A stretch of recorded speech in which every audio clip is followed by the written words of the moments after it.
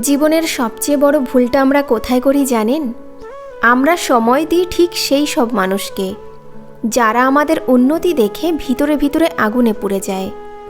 আজকের এই ভিডিওটা আপনি শেষ পর্যন্ত দেখলে হয়তো আপনি বুঝবেন কোন 3 ধরনের প্রতিবেশী বা আত্মীয়ের বাড়ি জীবনে যাওয়া মানে নিজের স্বপ্নকে ধীরে ধীরে মারতে থাকা। এই কয়েক মিনিটের মধ্যেই আপনি শিখে যাবেন কাকে এড়িয়ে চলতে হবে, কাকে সম্মান দিয়ে দূরে রাখতে হবে, আর কেমন মানুষদের সঙ্গে সম্পর্ক গড়লে আপনার জীবন লাফিয়ে লাফিয়ে এগিয়ে যাবে।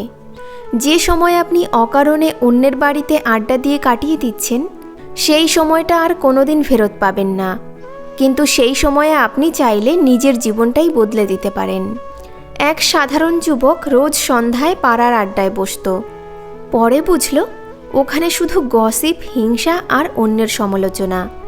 সে একদিন সিদ্ধান্ত নিল সেই বাড়িগুলোর দোরগোড়া আর পেরোবে না। সেই সময়টুকু সে নিজের জীবনে এমন উন্নতি করল, আর কয়েক বছর পর সে সফল হলে একই লোকেরা তার কাছে উপদেশ নিতে এলো। জীবনে উন্নতি করতে চাইলে সময়কে টাকা থেকেও বেশি মূল্য দিতে শিখুন, কারণ টাকা হারালে ফেরত আসে, সময় হারালে আর কখনো ফিরে আসে না। তাই সময় থাকতে সময়ের মূল্য দিন। প্রথম ধরনের প্রতিবেশী, হিংসুক ঘরের দরজা। যে প্রতিবেশী আপনার নতুন সাফল্য, নতুন জামা, নতুন মোবাইল, আপনার হাসি কিছুই সহ্য করতে পারে না, সে কখনোই আপনার ভালোর কথা ভাববে না।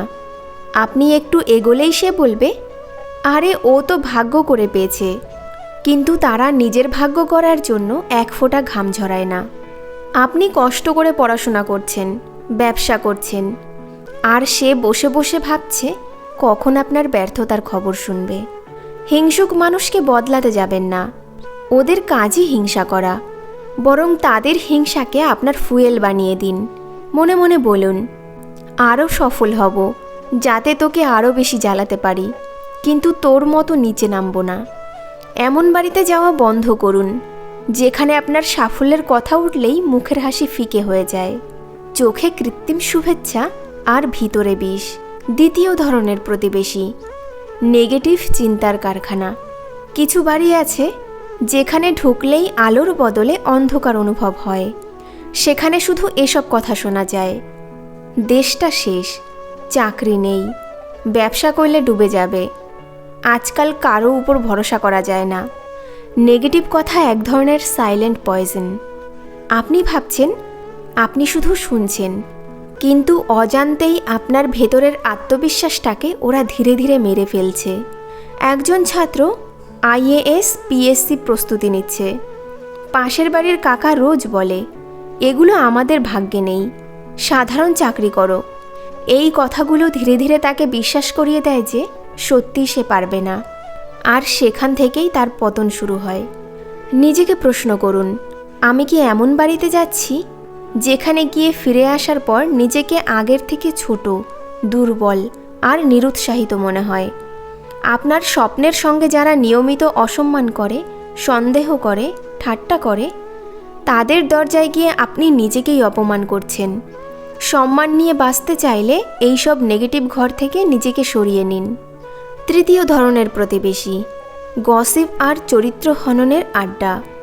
যে বাড়িতে গেলেই অন্যের চরিত্র নিয়ে কাদা ছোড়াছুড়ি হয়, কে কার সঙ্গে কথা বলল, কার ছেলে কোথায় পড়ে, এসব নিয়ে ঘন্টার পর ঘন্টা বিচার সভা বসে। জানবেন আপনি সেখানে বসে থেকে নিজেরই মান ইজ্জতকে সস্তা করে ফেলছেন।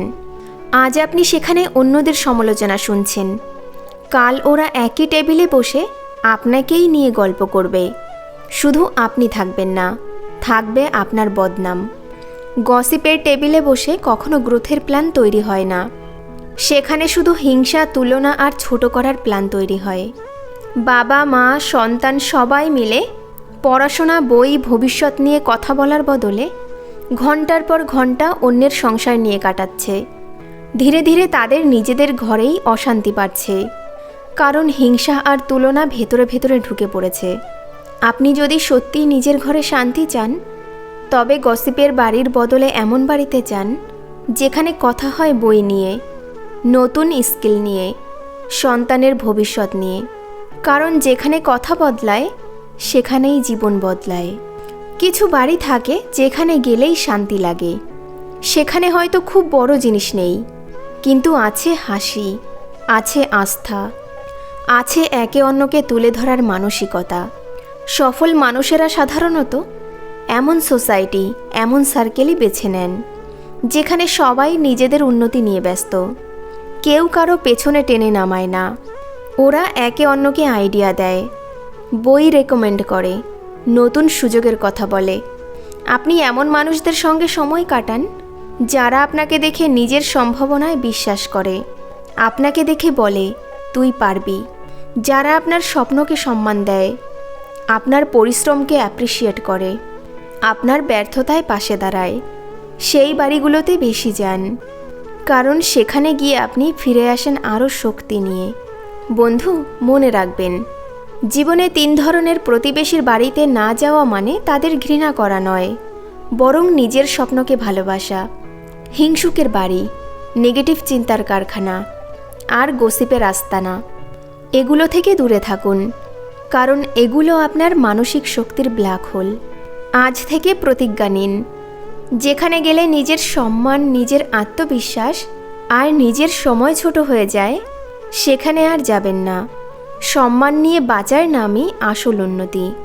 আপনি যদি চান আপনার ঘরটা যেন আলোয় ভরে থাকে, তবে প্রথমে সিদ্ধান্ত নিন কোন দরজাটা কখনোই পেরোবেন না।